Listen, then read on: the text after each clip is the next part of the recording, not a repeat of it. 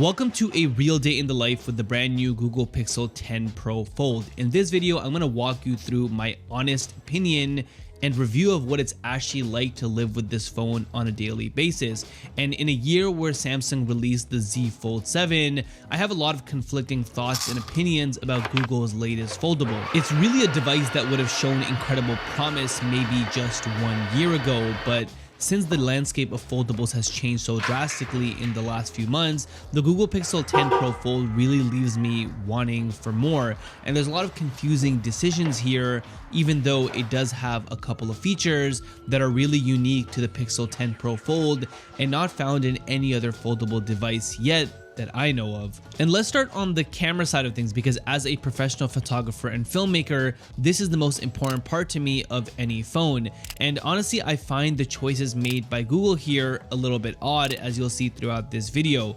Unlike its counterpart, the Google 10 Pro XL, which we reviewed earlier this year, Google has gone for lower quality cameras on their foldable flagship device. Both the ultra wide and the telephoto camera are around 10 megapixels, and the main sensor is a 48 megapixel camera, and it's not the same one on the Pixel 10 Pro XL, which we saw get the bump to 50 megapixels. And honestly, this is an odd choice because on the Galaxy Z Fold 7, even though the ultra wide and telephoto cameras are not the same as the S25 Ultra, at least Samsung has gone ahead and put their main sensor, the 1X camera, on the Z Fold 7 as well, so you can experience flagship quality on their foldable. That being said, even though I wasn't thoroughly impressed with the video quality in the ultra wide or on the telephoto, the AI processing here is doing a lot of heavy lifting. The 1X camera honestly looks pretty decent given decent lighting conditions, and in the photography mode, this really surprised me because I was not expecting the cameras to be good,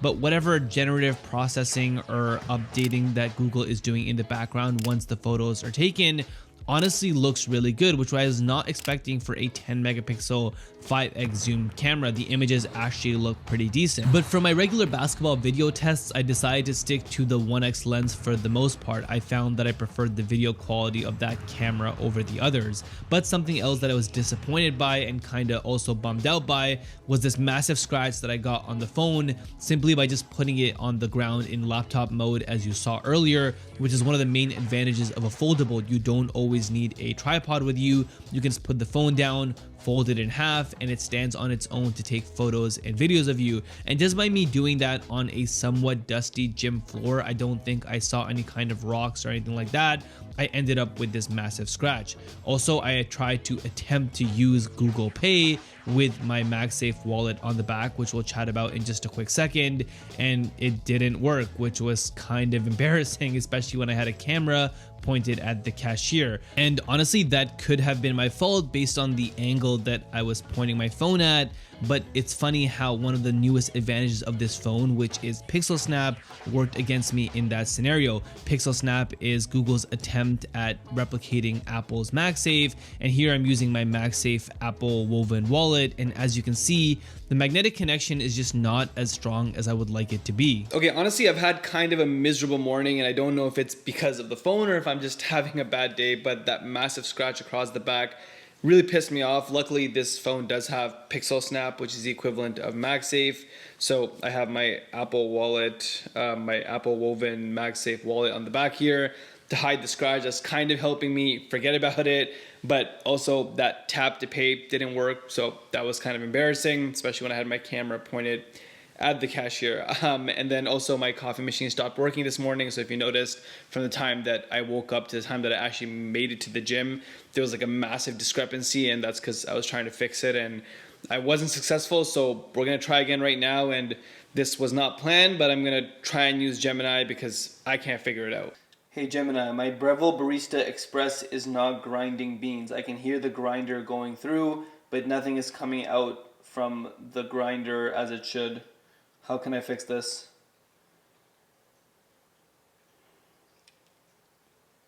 You most likely have a clog in the grind chute or around the burrs/impeller. 1.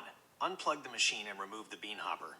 Now, as you can see, Google Gemini actually provided me with some decent resolution options to try and fix my coffee machine. This is definitely far beyond whatever I get with Siri, unless I use the ChatGPT extension. And I honestly got pretty far just using Google Gemini, but there was a point where I had to switch to ChatGPT to finally get to the finish line and actually make my coffee machine work. As you can see through my repair process, there's no beans coming out here, but eventually I was able to take the machine further apart, and I did feed some images to Google Gemini, and I did have a happy ending. I was able to finally get some coffee. But this is all to say that AI might be the real star of the show when it comes to this phone, because there are still things that bother me about this device when I use it on an everyday basis. The crease is really visible to me, which is something that I didn't really experience on the Galaxy Z Fold 7. I honestly couldn't even tell that it was there.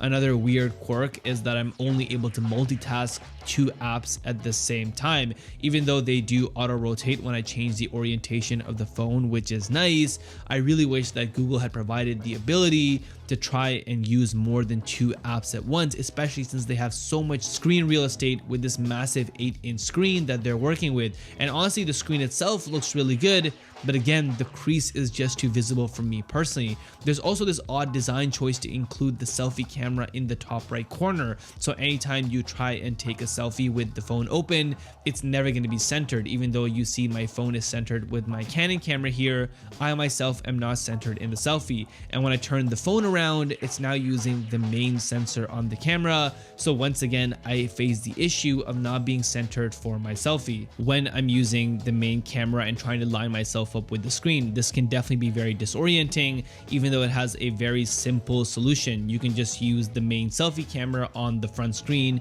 which is centered, and honestly I do really like the front screen. I had a really good time using it.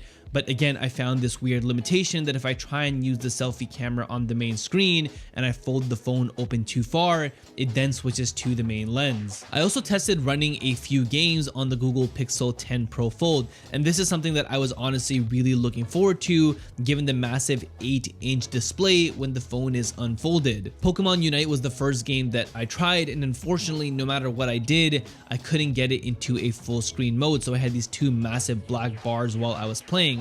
Now, even though that was kind of annoying, I was eventually able to get over it, as the phone was able to maintain a steady frames per second of 60, which was honestly pretty good for mobile gaming. And then I downloaded EA Sports FC Mobile Soccer, which was under the section of the App Store that showed me that this app is actually optimized for this device, making me think that I would get a full screen experience. And unfortunately, once again, I experienced these black bezels. That being said, for FC Mobile, I was able to find this full screen mode, which got me really excited until I realized that it just simply cut off the edges of the app to stretch it out. So this is not a true full screen mode. So I honestly ended up going back to that default mode with the black bezels, and I found myself playing FC Mobile for a little bit longer than I would have liked, because honestly the gaming experience on this phone was pretty good, even though I had to deal with the bezels and the crease, as you can see here. Now, for some reason I lost the audio on this part of the video, which was kind of annoying, but my buddy John and I ended up testing the call quality on the Pixel 10 Pro Fold,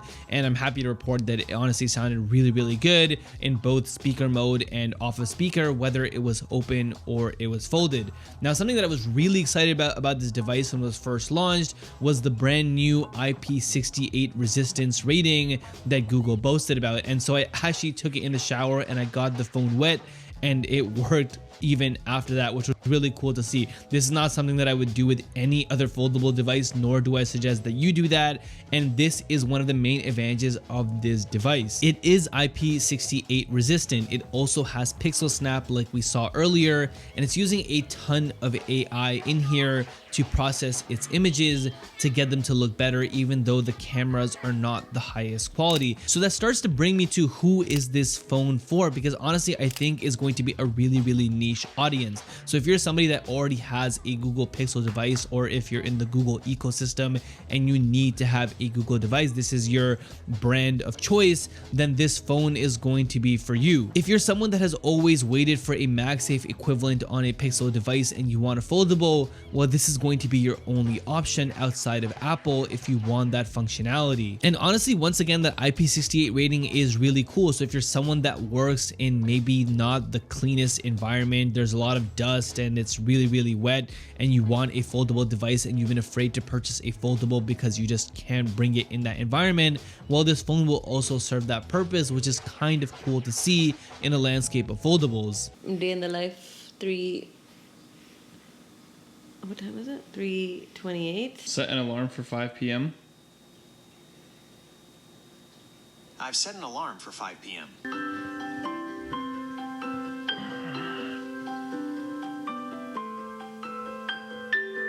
Now, like in most of my videos, I'm not really in the habit of telling you to go out and buy something that it's a must buy unless it truly is that revolutionary.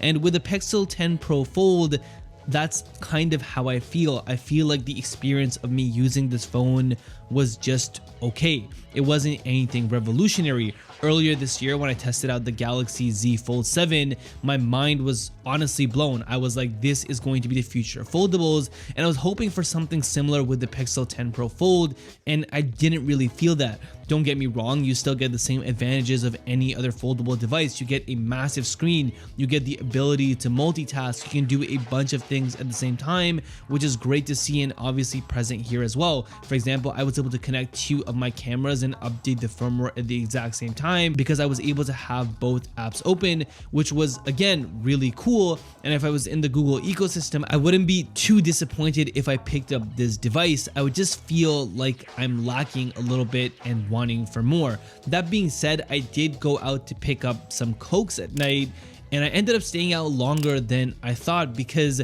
I started taking a lot more images on the camera, and I was honestly starting to really enjoy zooming in with the photos, which I really found surprising. I was not expecting that, and it was in real time that I sort of realized how much AI processing and heavy lifting that the chips in this phone are doing. The photos coming out of the Pixel 10 Pro Fold actually look really good, and I'm kind of hesitant to say that because I wanted to hate these cameras for their sensor sizes and their low megapixel count.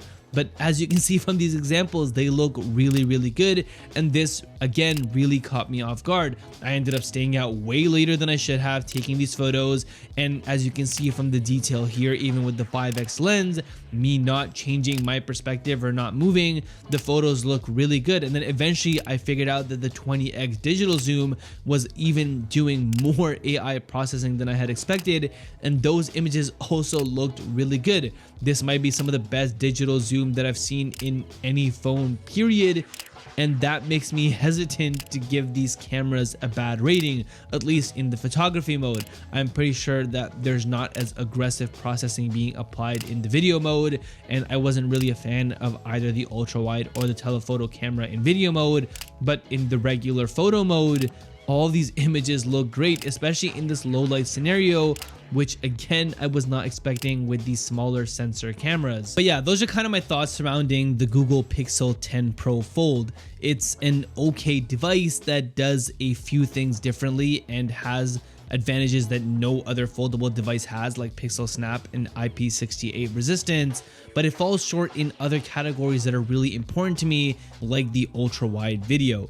Anyways, that's it for this video. I hope you guys got what you were looking for. I'll see y'all in the next one, and until then, keep creating.